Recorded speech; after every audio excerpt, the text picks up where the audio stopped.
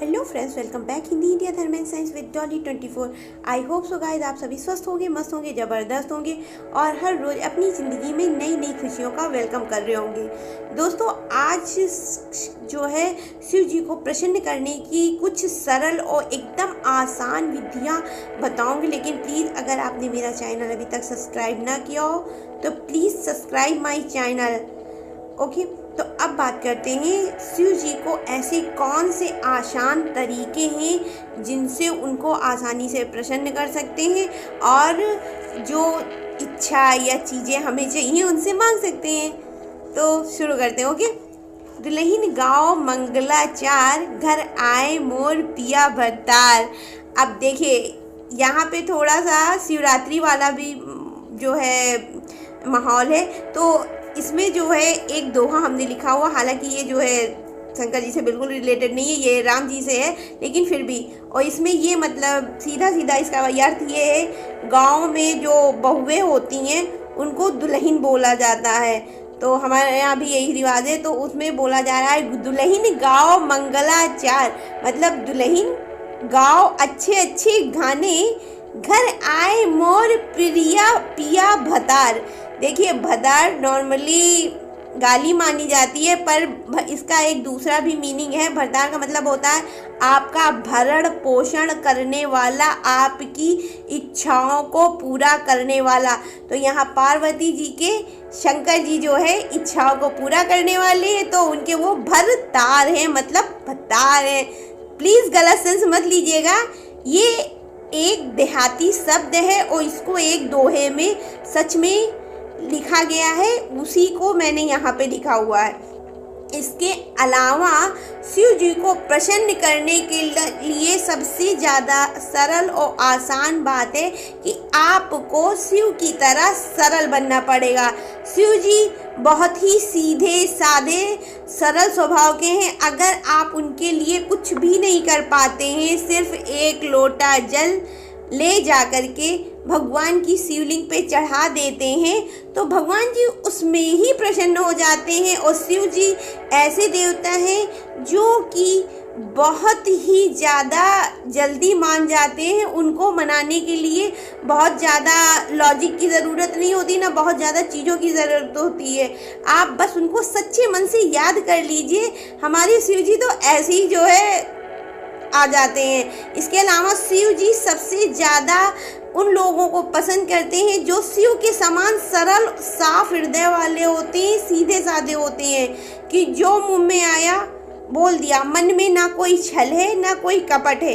ऐसे लोगों को शिव जी बहुत ही ज़्यादा पसंद करते हैं और अपना परम प्रिय भक्त मानते हैं। इसके अलावा अगर शिवरात्रि को देखा जाए तो इंडियन वैलेंटाइंस डे भी माना जाता है, और इस दिन जितने भी जो हैं भारतीय लोग होते हैं, शादीशुदा जोड़े होते हैं, वो सभी शिव की आराधना करते हैं।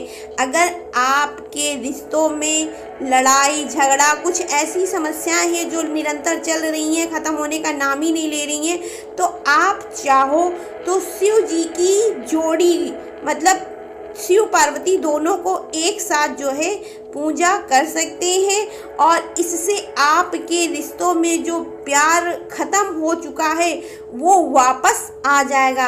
और अगर आप उनकी किसी कारणवश अपने जो है घर में पूजा नहीं कर पा रहे हैं, कुछ प्रॉब्लम्स हैं, तो आप अगर इनका कहीं विवाह समारोह संपन्न किया जा रहा है तो उसमें भाग ले सकते हैं। और वहाँ पर जो है जो भी आपके क्षमता हो, आप नहीं कुछ कर पा रही हैं तो वहाँ पे जो है अपना श्रम दान ही कर दीजिए। देखिए, कुछ दान अगर हम नहीं कर पाते हैं तो जहाँ 4 लोग पूजा पाठ या कुछ कर रहे हैं, वहाँ पे जाकर अगर हम हाथ भी बटा देते हैं, कोई काम भी कर लेते हैं, तो श्रम दान भी महादान में ही माना जाता है। ऐसा करके भी आप बहुत ही अच्छा और नेक काम करते हैं। तो आप जो है शिव जी की जहाँ विवाह संपन्न हो रहा हो वहाँ जाकर के आप पूजा आराधना कर सकते हैं, शिव की जो है विवाह में भाग ले सकते हैं। और अगर आप चाहें तो उस दिन शंकर पार्वती का जिस दिन विवाह हो रहा है उस दिन आप चाहें तो अपना दोबारा से भी शादी या विवाह अपने साथी के साथ कर सकते हैं। मैं दूसरे के साथ करने की बात नहीं कर रही हूँ, अपने ही पति या अपने ही बीवी के साथ में, क्योंकि दूसरे की यहाँ कोई बात ही नहीं हो रही है, अपने की बात हो रही है। उस दिन आप अगर दोबारा शादी करते हैं तो पहली बात, आपके जो शादीशुदा ज़िंदगी में जो लड़ाई झगड़ा फालतू चीज़ें चली आ रही हैं वो पूरी तरह से ख़त्म हो जाएगा, नष्ट हो जाएगा। इसके अलावा आप लोगों के रिश्ते में जो प्यार की कमी हो चुकी है वो भी वापस आ जाएगा, और आपका रिश्ता जो है जन्मों जन्म तक पक्का हो जाएगा। आपका साथी अगर आपसे प्रेम से बोलता नहीं है, आपको इग्नोर कर रहा है, या आपकी जगह किसी और को लेकर के आ गया है, तो वो उसको हमेशा हमेशा के लिए त्याग देगा, हमेशा हमेशा के लिए छोड़ देगा। लेकिन जब आप शिव पार्वती को एक साथ पूजा आराधना करते हैं, क्योंकि शिव पार्वती की जोड़ी भी राधा कृष्ण की जोड़ी के बाद में सबसे बड़ी युगल जोड़ी मानी जाती है। इसके अलावा आप चाहो तो शिव पार्वती की फोटो अपने घर में भी रख करके पूजा कर सकते हैं, अगर आप कहीं मंदिर नहीं जा पा रहे हैं, कहीं कुछ नहीं। लेकिन हाँ, याद रखिएगा, इनकी आराधना आपको रात में करनी है, दिन में नहीं।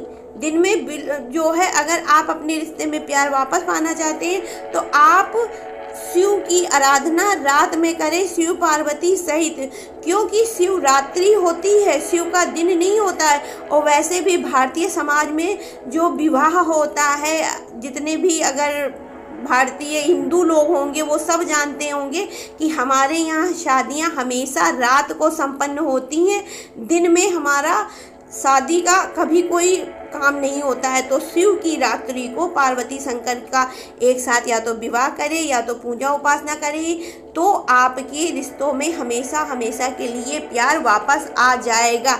और आपके विवाह में अगर कोई बाधा चली आ रही है, आपकी शादी नहीं हो पा रही है, आपकी कुंडली में कोई दोष है या कोई ऐसी समस्या आ गई है, आप चाहते भी हैं शादी करना लेकिन उसके बावजूद भी नहीं हो रहा है, तो इस दिन आप शिव पार्वती की पूजा भी कर सकते हैं। अगर आप शिव पार्वती की एक साथ पूजा करते हैं तो कहते हैं अगर इस पृथ्वी पर या प्रकृति पर आपका कोई सोलमेट या कोई लव कनेक्शन या कोई कुछ भी भगवान ने ऊपर से अगर भेजा है तो वो ऑटोमेटिक आपको मिल जाएगा और आप उसके साथ में शादी आसानी से कर सकती हैं। इसके अलावा कभी कभी ऐसा होता है कि शिव जो है, हम शिव जी की उपासना किसी कारणवश को नहीं कर पाते या नहीं जानते और हम शादी करना चाहते हैं, लेकिन हमारे लायक कोई वर नहीं मिलता है, उम्र बढ़ती जा रही है, भाई बूढ़े हुए चले जा रहे हैं लेकिन नहीं मिल पा रहा है, क्या करें। तो उस दृष्टि में आप शिव और शक्ति की एक साथ, मतलब जो शिव शक्ति हो, याद रखिएगा शिव पार्वती नहीं, शिव शक्ति, जिनकी कंबाइंड एक में फोटो हो, जैसा कि स्क्रीन पे हम दिखा रही हैं इस टाइम, सेम इस तरह से या इसी तरह की रिलेटेड जैसे ये बनी हुई है, इसमें शिव और शक्ति देखिए एक समान लगे हुए हैं कि नहीं। इस तरह की पूजा उपासना अगर आप करते हैं तो आपका विवाह भी बहुत जल्दी संपन्न हो जाता है। इसके अलावा आपकी कुंडली में कोई ग्रह दोष या कोई ऐसा नक्षत्र है जिसकी वजह से आपकी शादी नहीं हो पा रही है, तो वो भी हमेशा हमेशा के लिए खत्म हो जाता है। और इनकी पूजा करने से आपको बहुत ही जल्दी सुयोग्य वर वधू आसानी से मिल जाते हैं। बहुत कोशिश कर लिया बहुत ज़्यादा लेकिन नहीं मिल पा रहा है, क्या करें। तो आप शिव शक्ति की कंबाइंड जो शिव शक्ति होते एक में लगी हुई पिक, उनकी शिवरात्रि के दिन पूजा करिए। आपकी कुंडली के सारे ग्रह दोष हमेशा हमेशा के लिए खत्म हो जाएंगे और आपको आपका जीवन साथी एक दिन प्रकार हर हाल में बहुत सुंदर और अच्छा मिल जाएगा। इसके अलावा अगर आपके परिवार में कोई परेशानी चली आ रही है, कोई समस्या है जो सुलझ नहीं रही है, बहुत दिन हो गया और आप चाहते हैं कि आपकी जो है परिवार की लड़ाई झगड़ा सब हमेशा हमेशा के लिए ख़त्म हो जाए, नहीं कुछ हो, तो आप जो है शंकर पार्वती के पारिवारिक चित्र की पूजा करें शिवरात्रि के दिन। पारिवारिक चित्र देखिए, जैसा कि स्क्रीन पे दिखा रहे हैं कि शंकर हैं, पार्वती हैं, साथ में उनके बच्चे हैं, यहाँ तक नंदी जी भी हैं। तो ये शंकर जी का पूरा परिवार है। आप शंकर जी के पूरे परिवार की, समूल परिवार की एक साथ पूजा उपासना करें शिवरात्रि के दिन। और इससे आपके घर में कलह कलेश जो भी होगा उसका संपूर्ण नाश हो जाएगा, खत्म हो जाएगा। परिवार के लोगों के बीच में एकता आएगी, उनमें प्रेम, मोहब्बत, सद्भावना, मतलब सब एक साथ रहने के लिए प्रेरित होंगे हमेशा हमेशा के लिए।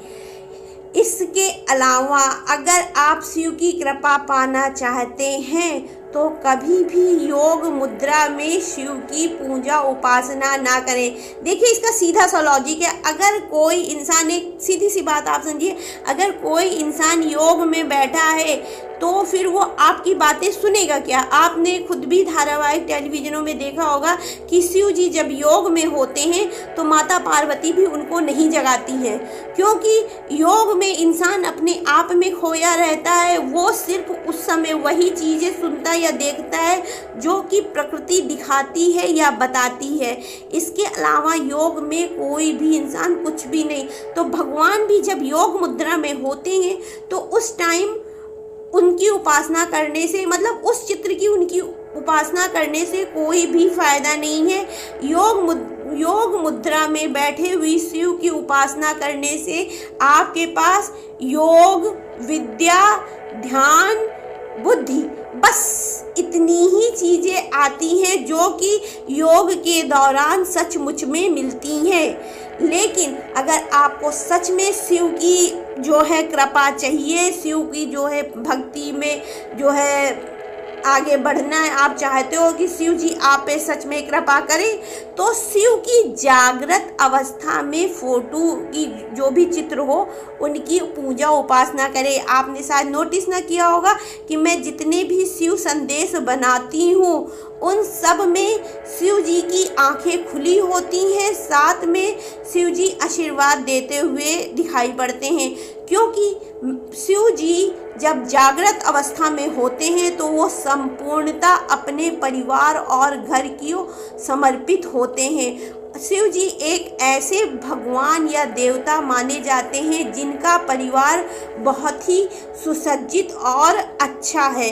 शिव जी के परिवार की जितनी भी विशेषताएं हैं या शिव जी में जितनी भी गुण हैं वो सब अगर आप अपने परिवार, अपने घर में, अपने आप में लाना चाहते हैं तो फिर शिव की जागृत अवस्था मतलब शिव जी की जिसमें आंखें खुली हुई हो और वो आपको आशीर्वाद दे रहे हो, ऐसी फोटो या चित्र की उपासना करें। उससे आप अपने जीवन के हर क्षेत्र में वैभव, धन, सुख, हर क्षेत्र में आगे बढ़ेंगे और आपको संपन्नता मिलेगी।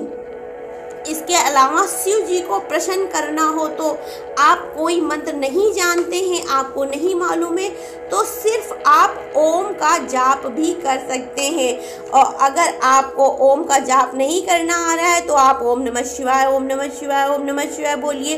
अगर ये भी नहीं कर पा रहे तो शिव जी का नाम ही अपने आप में बहुत बड़ा मंत्र है, इसमें भी असीम कृपा छुपी हुई है। आप सिर्फ शिव शिव शिव शिव शिव शिव शिव बोल कर ही अपने जीवन की बहुत सारी बाधाओं का समूल नाश कर सकते हैं। ये थे कुछ शिव जी को प्रसन्न करने के आसान और सरल तरीके जो मैंने आपको बताए। आप इनको उपयोग करके अपने जीवन में बहुत सारी खुशियां प्राप्त कर सकते हैं और शिव जी को प्रसन्न कर सकते हैं। एक बार फिर से आप सभी को शिवरात्रि की ढेर सारी शुभकामनाएं। और प्लीज़ अगर आपको मेरा चैनल ये वीडियो पसंद आया हो तो आप लाइक, शेयर एंड सब्सक्राइब करें। देखते हो सब लोग तो प्लीज़ यार लाइक तो कर ही सकते हो ना, कितनी मेहनत करके एक वीडियो बनाने में 2-3 घंटे लग जाते हैं, तो लाइक तो करा जा सकता है ना। Like, share and subscribe my